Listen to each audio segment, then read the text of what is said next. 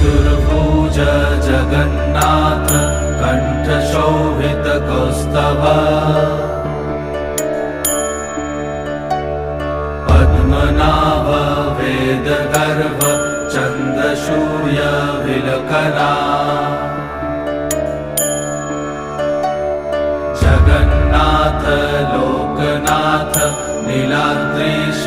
परहरि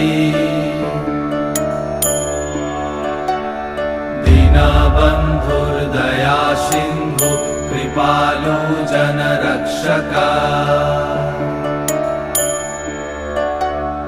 कम्बुपाणि चक्रपाणि पद्मनाभ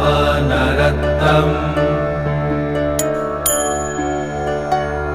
जगत्तं पालको व्यापी सर्वव्यापी सुरेश्वर